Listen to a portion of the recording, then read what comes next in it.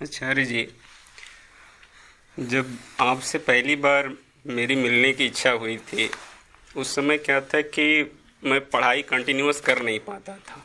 तो मेरी ये समस्या थी कि आपके पास चलें और इस विषय में डिस्कस करें कि मेरे जीवन में कंटिन्यूटी क्यों नहीं आ पाती है। मैं आया था इस विषय को लेकर के, और काशी शिविर इसीलिए अटेंड भी किया। लेकिन मेरे साथ हो गया उल्टा। मैं वहाँ से आया तो वहाँ से लौटने के बाद अब न मेरा पेपर पढ़ने का मन कर रहा है, न इसके पहले यूपीएससी की प्रिपरेशन करता था, तो अब न पेपर पढ़ने का मन कर रहा है, न यूट्यूब देखने का मन कर रहा है। पहले मैं घर पे फ़ोन करता था तो अपनी माँ से एक एक 1.5 घंटे बात करता था और वो उब जाती थी। अब घर पे फ़ोन भी नहीं करने का मन करता। पहले ऑफिस में दोस्तों मित्रों के साथ हर तरीके की बात होती थी, अब उनका साथ भी छूट रहा, क्योंकि हमें लग रहा है कि बकवास कर रहे हैं। अकेले ज़्यादा रहने का मन करता है। तो मुझे ये लग रहा है कि अध्यात्म के जीवन में आने से ये होता है क्या कि जो सांसारिक जीवन जो होता है वो ख़त्म होने लगता है क्या? क्योंकि मेरे नज़र में तो यही है कि पद पाओ। सांसारिक जीवन तो यही होता है कि पद पाओ, प्रतिष्ठा पाओ, प्रोन्नत करो, जीवन में बड़ा नाम करो, ये करो वो करो। लेकिन अध्यात्म को मैं जितनी मतलब नज़दीक जा रहा हूँ, मुझे लग रहा है कि ये सब सारी चीज़ें छूटती जा रही हैं। अब जैसे कि पहले सिलेबस की किताबें पढ़ता था, अब क्या है कि उन किताबों को पढ़ने का मन नहीं कर रहे, क्योंकि एक ही किताब को 5-6 बार पढ़ चुका हूँ, फिर उसको पढ़ने का मन नहीं कर रहा कि अब इसमें क्या पढ़ें। उसके बजाय आपकी किताबें ही पढ़ रहा हूँ। तो मेरा यही प्रश्न है कि क्या अध्यात्म के आने से जो संसारिक जो सो कॉल्ड एक जीवन होता है वो खत्म होने लगता है क्या? और इस डर के वजह से मेरे एक दो मित्र जो थे आपके पास आने की उत्सुकता थी उनकी, आपके सुन को उनको थोड़ा इम्प्रेस होते थे यूट्यूब पे। ये मेरी स्थिति देख के वो कह रहे कि नहीं मुझे नहीं जाना, तुम ही जाओ। एक साहब थे, उन्हें दुनिया बहुत पसंद थी, तो उन्होंने दुनिया स्वादिष्ट जान के खानी शुरू कर दी। अब वो खाते गए खाते गए खाते गए। 25 साल तक उन्होंने दुनिया खाई और खा के इतने मोटे हो गए, इतने मोटे। वो गए एक वैद्य के पास।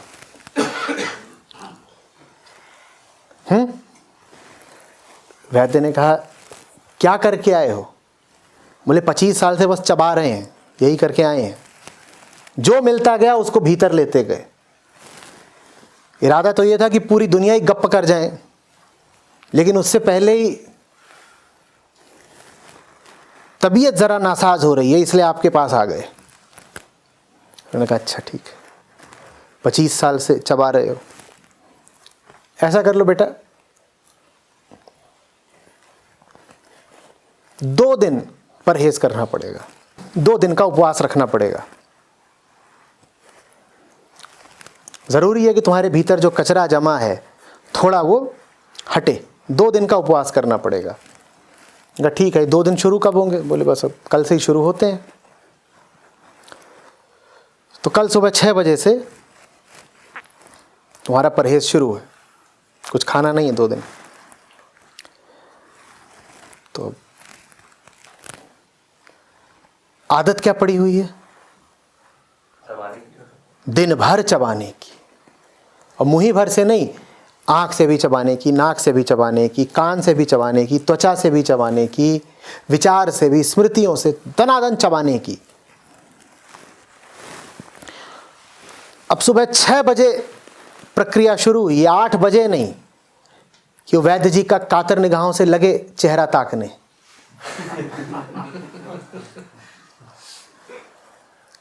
क्या उपचार में ऐसा ही होता है? 2 घंटे हो गए और कुछ खाया नहीं है। वैद्य ने कहा 2 ही घंटे तो हुए, तो 25 साल से खा रहा था, कोई तुलना है? थोड़ा तो सब्र रख। अब जैसे ये चबाने वाले वैसे ही इनके मित्र होंगे, जैसे तुम वैसा तुम्हारा समाज। और मित्रों ने देखा कि आज किसी ने पूरे 2 घंटे तक कुछ नहीं चबाया है। वो खौफ में आ गए, बोले ये वैद्य खतरनाक है। 2 घंटे से हमारे साथी को इसने कुछ चबाने नहीं दिया। कसम से पूरे 2 घंटे 120 मिनट बीत चुके हैं।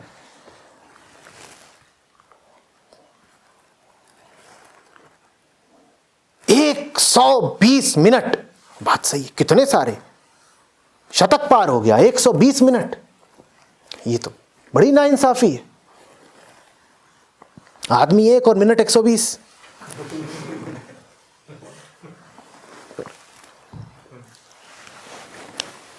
फिर बजे 10। पहले तो बस कातर निगाहों से ये देख रहे थे वैद्य जी को कि थोड़ी रियायत करिए, 2 घंटा बीत गए। अब आंखों में कातरता की जगह द्वेष आ रहा है। कह रहे वैद्य,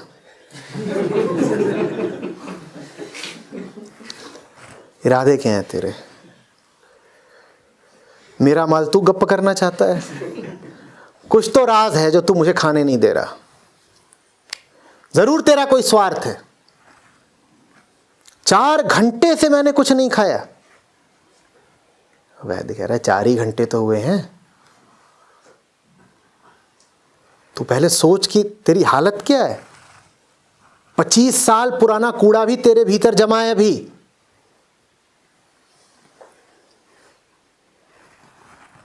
और ऐसा नहीं कि तुझे इंतजार करना नहीं आता। वासनाओं के लिए तू 10-10 रात इंतजार कर सकता है। कामनाओं के लिए तू हफ्तों तक कहीं खड़ा होकर पहरा दे सकता है। तो ऐसा भी नहीं है कि तुझे इंतजार करना नहीं आता। प्रतीक्षा करनी तुझे खूब आती है, पर सिर्फ उन वस्तुओं और विषयों की जिनसे तेरा मन आसक्त है।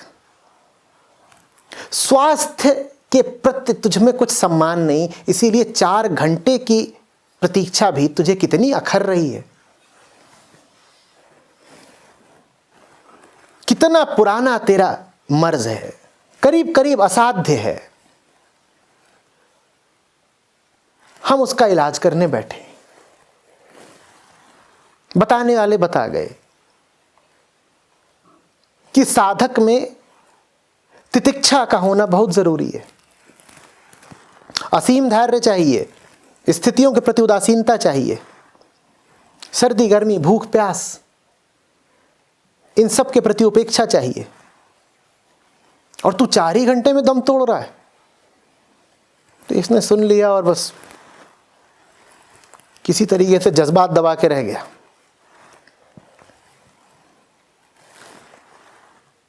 अब 12 बजे नहीं कि कहा वैद्य जी आपकी अनुमति भी नहीं लेंगे, एक तरफ होइए। मारा धक्का और 9-2-11।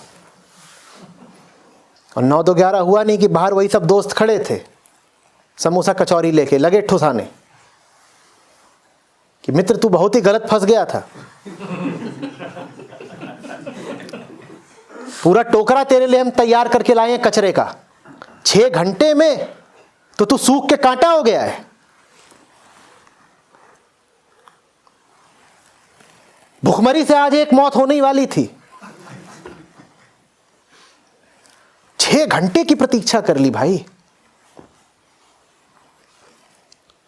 सूत्र समझो, जितना पुराना तुम्हारा मर्ज होता है उतनी ही कम तुम में प्रतीक्षा की सामर्थ्य बचती है। क्योंकि मर्ज ने यही तो खा लिया होता है, मर्ज ने तुम्हारा सब्र खा लिया होता है। अब मर्ज जितना पुराना है उसको ठीक करने के लिए उतना सब्र चाहिए, लेकिन मर्ज जितना पुराना होता है उतना ही तुम में कम सब्र बचता है। मर्ज ही सब्र को खा गया होता है। नतीजा, मर्ज जितना पुराना होता जाता है उतना ही वो असाध्य होता जाता है, लाइलाज होता जाता है।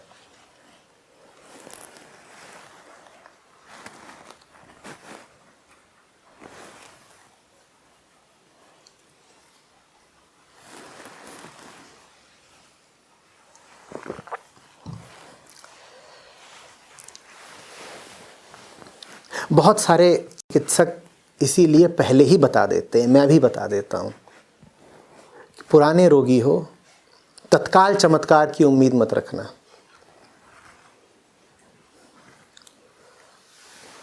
तुम बहुत खेले खाए हो, यहां कोई जादू की छड़ी नहीं है।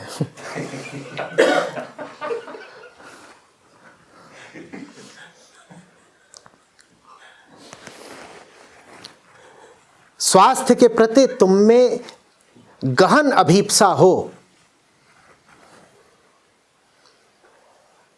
तो ही आगे बढ़ना, नहीं तो थोड़ी दूर जाओगे फिर निराश होकर के लौटना ही पड़ेगा।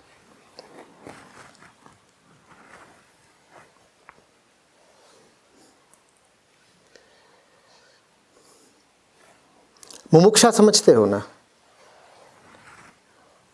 या तो मुक्ति दे दो या प्राण ले लो।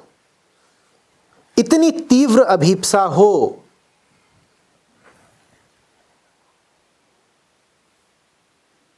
तो आगे बढ़ो, नहीं तो मिलेगा कुछ नहीं और मन में शिकायतें तमाम खड़ी हो जाएंगी। ऐसे साधक बहुत घूम रहे हैं। कृष्ण उन्हें योग भ्रष्ट कहते हैं कि चले थे योगी होने और बीच में ही भोगी हो लिए। चले थे पहाड़ चढ़ने और बीच में ही फिसल लिए और बिल्कुल खाई में जाके गिरे हैं। इनको शिखर की ऊंचाई से शिकायत थी। ये कह रहे थे अरे 10 दिन हो गए चढ़ते चढ़ते, अभी तक शिखर तो मिला नहीं। कोई बात नहीं, आपके लिए खाई में बिस्तरा बिछा है, आप नीचे जाएं। शिखर अगर आपको महंगा सौदा लगता है तो आपके लिए खाई है ना, जाइए वहां जाइए।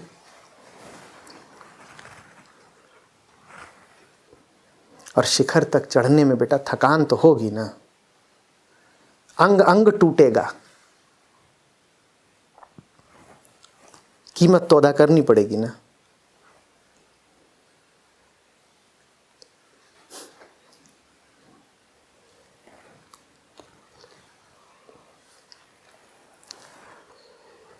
ये सब स्थितियां हैं, ये आएंगी और जाएंगी।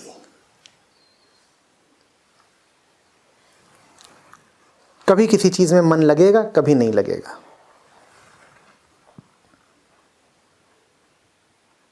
दोष इसमें अध्यात्म का नहीं है, ये मन की प्रकृति है। लो एक सवाल पूछे लेता हूं तुमसे। तुम कहते हो अध्यात्म के बाद तुम्हारा पढ़ाई में मन नहीं लगता। अध्यात्म से पहले तुमने कौन कौन सी परीक्षाएं साध के रख दी थी, पर तुरंत लिया और घड़ा फोड़ दिया परमात्मा के माथे। जैसे कि परमात्मा ना होता तो तुम दुनिया भर की परीक्षाओं में अव्वल ही आ रहे थे।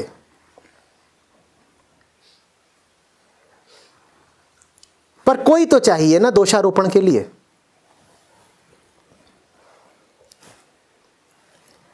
अध्यात्म आया तो तुम्हारे दोस्त तुमसे विमुख होने लगे, उलाहना देने लगे। ये तुमको बड़ा बुरा लगा। और जब अध्यात्म नहीं था तब तुम्हें यह बुरा नहीं लग रहा था कि तुमने इस तरीके के घटिया दोस्त इकट्ठा कर लिए थे। जो दोस्त तुम्हें आज उलाहना दे रहे हैं वो दोस्त तुमने क्या अध्यात्म के बाद इकट्ठा किए थे? ये दोस्त तुमने संचित कब किए? अध्यात्म से पहले। अध्यात्म से पहले का तुम्हारा जीवन और तुम्हारे निर्णय और तुम्हारे चुनाव अगर बहुत सटीक रहे हों तो तुम वैसे ही हो जाओ ना जैसे पहले थे। पर जैसे तुम पहले थे तुम स्वयं जानते हो, तुम्हें चैन नहीं था, इसीलिए अध्यात्म की ओर मुड़े, है ना। तुम्हारे दोस्तों में कोई कीमत ही होती तो उनकी दोस्ती ही तुम्हें काफी पड़ती। तुम्हें शास्त्रों, ग्रंथों, गुरुओं की तरफ क्यों मुड़ना पड़ता? जाहिर सी बात है तुम्हारे वो दोस्त तुम्हारे किसी काम के नहीं हैं। पर हां, इतना काम वो जरूर कर रहे हैं कि अब जब तुम मुड़े हो सत्य की दिशा में, तो पीछे से कंकड़ मार रहे हैं तुमको और पांव खींच रहे हैं तुम्हारा और ताने फेंक रहे हैं।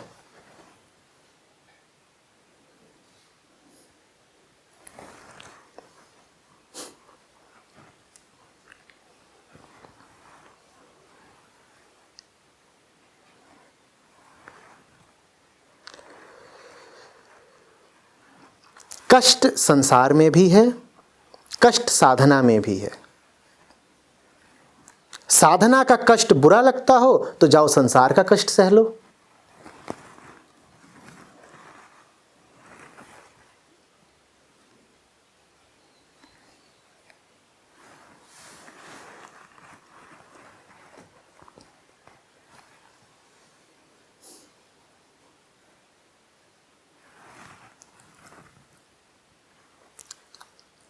कितने लोग हैं जिनका मन बिल्कुल प्रफुल्लित हो जाता है अस्पताल के विचार से ही। कितने लोग हैं जो नाच पड़ते हैं अस्पताल पहुंच करके। कितने लोग हैं जो आतुरता से प्रतीक्षा करते हैं कि कब डॉक्टर देवता के दर्शन होंगे।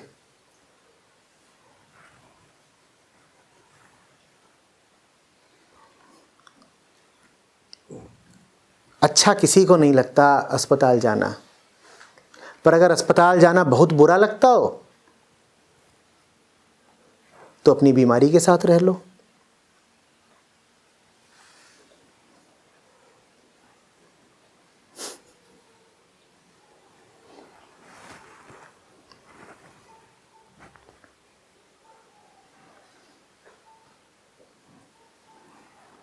इस धोखे में कोई ना रहे कि अध्यात्म माने सुख की वर्षा। नहीं, बिल्कुल भी नहीं।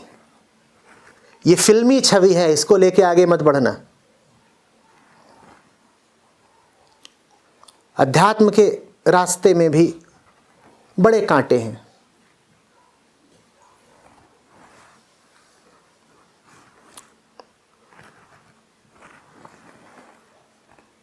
जिनमें जरा हिम्मत हो, जिनमें जरा प्रेम हो, वो ही आगे बढ़े। साधना और तपस्या हल्की बातें नहीं हैं।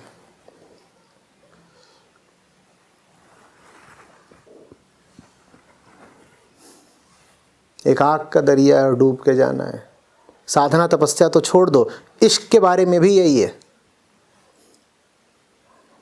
इश्क तक रूमानी नहीं है अध्यात्म में, रूहानी है, रूमानी नहीं। इश्क भी आग का दरिया है।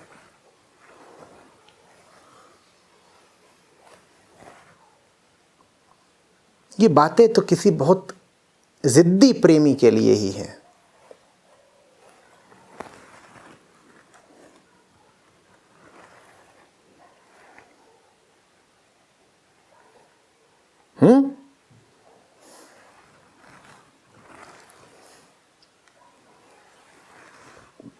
सर सौंपो सीधे लड़ो, काहे करो खुदाओ। जो सर सौंपने के बाद लड़ने को तैयार हो, ऐसा चाहिए कोई।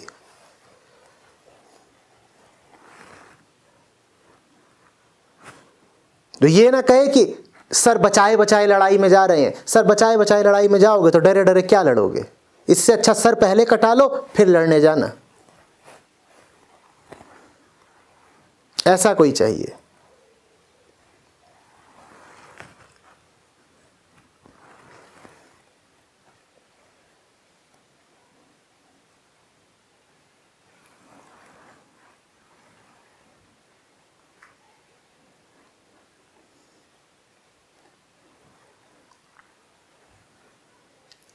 कभी एक स्थिति आएगी, कभी दूसरी स्थिति आएगी।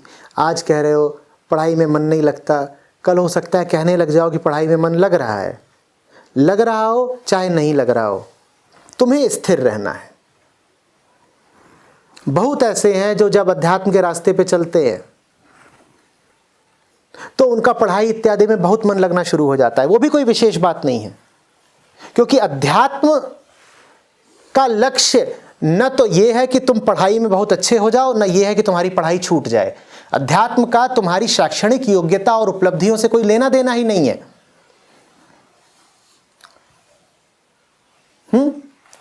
तुम्हारे 60% अंक आते थे, यह भी हो सकता है कि अध्यात्म के उपरांत तुम्हारे 80 आने लग जाएं, और यह भी हो सकता है कि 60 के 30 रह जाएं। ना 80 में कुछ रखा है, ना 30 में कुछ रखा है। अध्यात्म का लक्ष्य कुछ और है। तुम्हें 80 के प्रति भी संयम रखना होगा और 30 के प्रति भी संयम रखना होगा।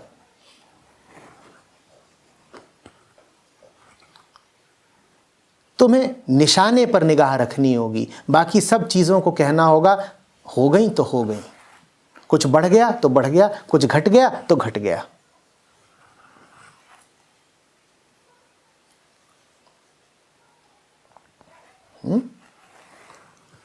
अध्यात्म के रास्ते पे चल के बहुत भिखारी हो गए, और अध्यात्म के रास्ते पे चल के बहुत ऐसे भी हैं जिनके यहां धन वर्षा हो गई। न धन का आना मायने रखता है, न धन का जाना मायने रखता है, निशाना कहीं और है। अगर आदमी वास्तव में आध्यात्मिक है तो ना उसे इस बात से फर्क पड़ेगा कि पैसा चला गया, ना इस बात से पड़ेगा कि पैसा आ गया। आया है तो कल जा सकता है, आज नहीं है तो कल आ सकता है। क्या इस बात का बहुत ख्याल रखें? जा तो हम कहीं और रहे हैं ना। अंक बढ़ गए अच्छी बात, अंक घट गए अच्छी बात। दोस्त यार आज खफा हो गए, हो सकता है खफा हो जाएं। यह भी हो सकता है कि कल तुम्हें 10 नए दोस्त यार मिल जाएं, उसमें भी कोई बड़ी बात नहीं। मिल गए तो मिल गए। कईयों को इस बात से बड़ा अपमानित होना पड़ता है। संयोग की बात है कि तुम क्या भक्त बने घूम रहे हो, ये क्या तुमने टीका इत्यादि लगा रखा है, ये क्या तुम माला जप रहे हो। इस बात से बहुतों को अपमान झेलना पड़ता है, और इसी बात से बहुतों को सम्मान भी मिल जाता है कि आइए आइए श्रीमन पधारिए, आप तो बड़े ज्ञानी लगते हैं, सत्य के पारखी हैं, आइए बैठिए। सम्मान मिल गया तो भी ठीक है, अपमान मिल गया तो भी ठीक है, क्योंकि उद्देश्य न सम्मान है न अपमान है, उद्देश्य कुछ और है। तो बीच की इन बातों की इतनी चर्चा क्यों?